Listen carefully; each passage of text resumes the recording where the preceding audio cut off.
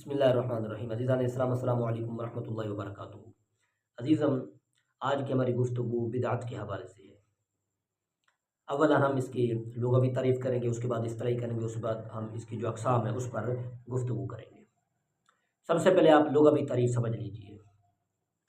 بدعت کی لغوی تعریف یہ ہے، لغوی تعریف، کہ بدعت ہر وہ نیا کام ہے جس کا پہلے نمونہ موجود نہ ہو، جس کی پہلے کوئی مثال موجود نہ ہو۔ جیسے کہ اللہ تبارک و تعالیٰ ارشاد فرماتا ہے بدیع السماوات والارض، خالق، تخلیق کرنے والا، اور بدیع ایسی تخلیق کرنے والا جس کا پہلے نمونہ نہ ہو۔ ایسے ہی سورۃ الاحقاف کے اندر موجود ہے قل ما کنت بدعا من الرسول، اے نبی ان سے فرما دیجئے کہ میں کوئی نیا رسول نہیں ہوں۔ تو قرآنی آیات اور بڑے بڑے لغوی جو ہیں ان کی جو گفتگو تشریحات ہیں ان سے واضح طور پر ثابت ہے کہ بدعت ہر نئے کام کو کہتے ہیں، چاہے وہ دینی ہو چاہے وہ دنیاوی ہو۔ جی ہاں، یہ ہوگی لغوی تعریف۔ جہاں تک تعلق اصطلاحی تعریف کا، تو یہ ذہن نشین کر لیں، بدعت ہر اس نئے کام کو کہتے ہیں جو محبوب علیہ السلام کے بعد رائج ہوا ہو۔ ہر وہ نیا کام جو محبوب علیہ السلام کے بعد کیا ہوا ہو، رائج ہوا، اسے کیا کہا جاتا ہے؟ اسے بدعت کہا جاتا ہے، چاہے وہ دینی ہو چاہے وہ دنیاوی ہو۔ یہ مسلمات میں سے سب مانتے ہیں، باقی نہیں۔ آگے پھر اس کی جو تقسیمات، پھر اس پر آگے گفتگو ہیں، اس پر پھر آگے تفرقہ ڈالتے ہیں گفتگو کے اندر۔ انشاءاللہ تبارک و تعالیٰ جو چیزیں میں آپ کے سامنے رکھنے جا رہا ہوں وہ مسلمات ہیں، اور انہی چیزوں پر ہی آپ اکتفا رکھیں، انہی حوالوں پر ہی آپ اکتفا رکھیں، انشاءاللہ تبارک و تعالیٰ ہدایت پر رہیں گے۔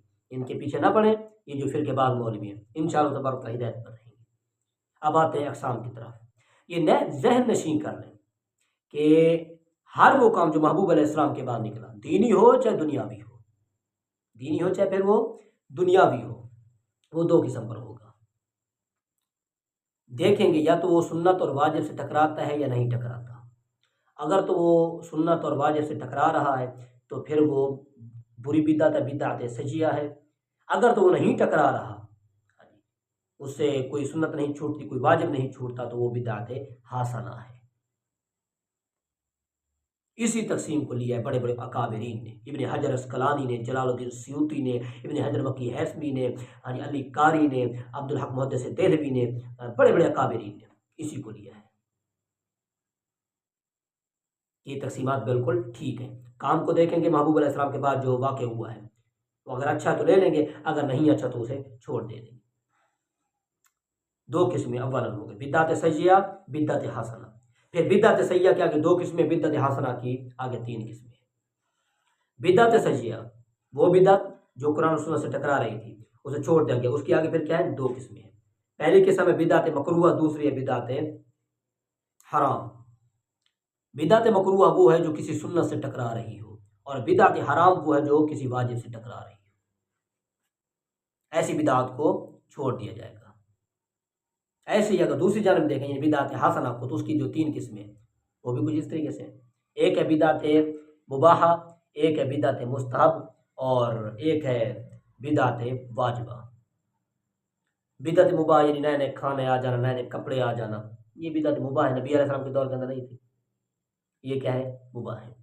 دوسری قسم ہے بدعت مستحب، یعنی کہ مستحب بدعت، اس کے اندر پھر وہ جمعے کی اذان ثانی آ جاتی ہے، اور تراویح کی نماز با جماعت یہ آ جاتی ہے، اور کافی سارے جو اچھی اچھی چیزیں وہ پھر اس بدعت مستحبہ کے اندر آ جاتی ہیں۔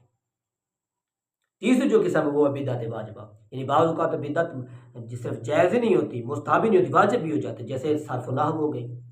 اب صرف و نحو حضور علیہ السلام کے دور کے اندر نہیں تھی۔ الیوم اکملت لکم دینکم، آج کے دن تمہارا دین مکمل ہو گیا، اس سے پہلے تو نہیں تھی۔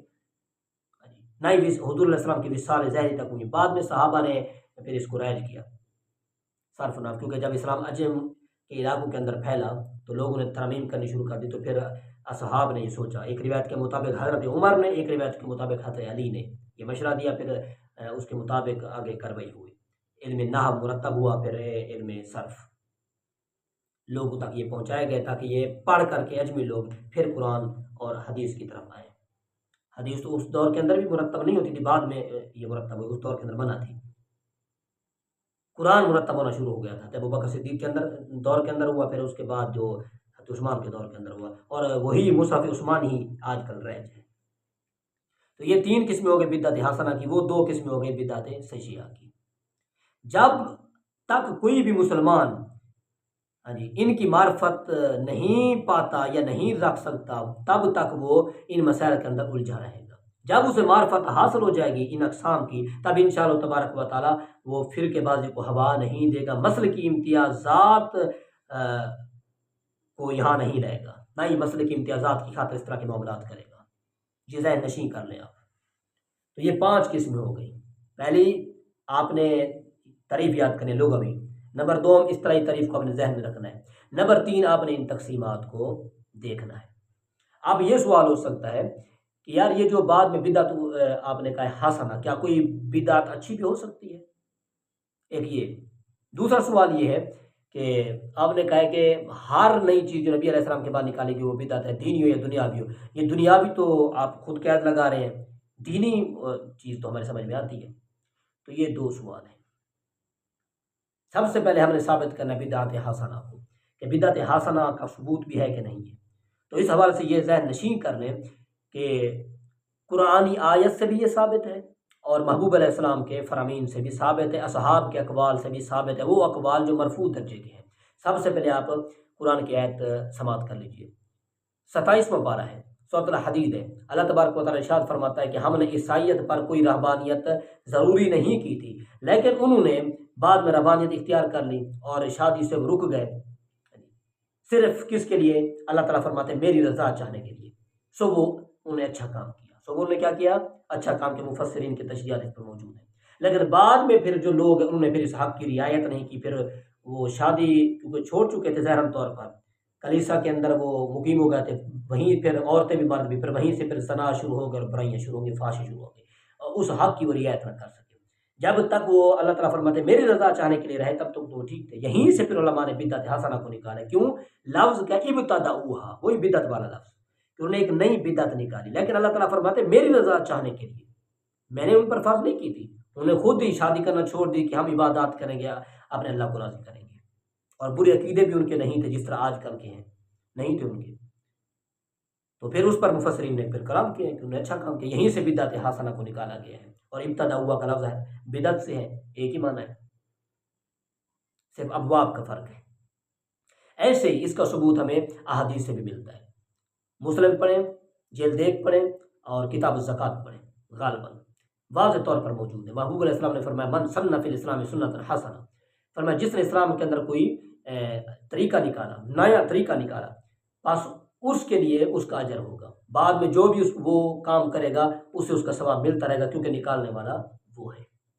ایسے ہی جس نے برا طریقہ نکالا، اس کا وبال اس پر رہے گا، باقی جو بھی کرتے رہے اس کا وبال اس پر رہے گا۔ تو یہاں سے بھی ثابت ہو گیا جو بھی بعد میں اچھا طریقہ نکالتا وہ اچھا طریقہ قرآن و سنت سے نہ ٹکرا تو وہ اچھا ہے، برا نہیں۔ تو عام انسان کے عقل میں آتا ہے، یہ فطری باتیں۔ آج لوگ مسلک کی امتیازات کی خاطر فطرت کا انکار کر رہے ہیں، فطری چیزوں کا انکار کر رہے ہیں جو عام عقل کے اندر بھی سما سکتی ہے۔ اللہ تعالیٰ ہدایت نصیب فرمائے۔ تو یہاں تک یہ چیزیں ذہن نشین کر لینے کے بعد کہ قرآن سے بھی ثابت ہے، حدیث سے بھی ثابت ہے، اس کے بعد گنجائش تو نہیں رہتی، یعنی یہ ذہن نشین اگر کوئی بندہ کر لے گنجائش تو نہیں رہتی کہ کسی اور حوالے کی حاجت ہو، جب قرآن و سنت سے ثابت ہوگی۔ اس کے باوجود کیونکہ یہاں ہے نا مسئلے کی امتیازات ہیں، فرقے ہیں، ہاں جی، لوگ کیڑے نکالتے ہیں، تو میں ایک حوالہ صحابی کا دیتا چلو، کیونکہ پہلے میں اشارہ دے چکا ہوں، مشکات کے اندر موجود ہے، علامہ شامی نے لکھا ہے اور بڑے بڑے علماء نے لکھا ہے۔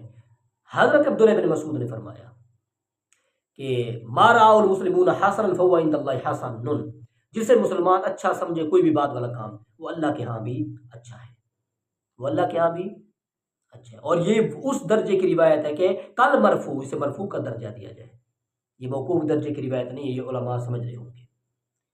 تو قرآن، سنت اور اصحاب سے بات ثابت ہو کہ اسلاف نے تو بعد میں لکھا ہے، سب نے لکھا ہے، بڑی جو 3 درجے ہیں اللہ تعالیٰ کی کتاب، سنت اور اصحاب کے اقوال، وہاں سے بھی یہ ثابت ہو گیا مسئلہ کہ بدعت اچھی ہو سکتی ہے اگر وہ قرآن و سنت سے نہ ٹکرائے تو، جیسے کہ حضرت عمر کا تراویح کی جماعت کروانا، حضرت عثمان کا جمعے کی دوسری اذان کو رائج کرنا، جمعے کی دوسری اذان تو نہیں تھی، تراویح کی جماعت حضور نے پڑھائی تھی 3 دن، چوتھے دن چھوڑ دی تھی۔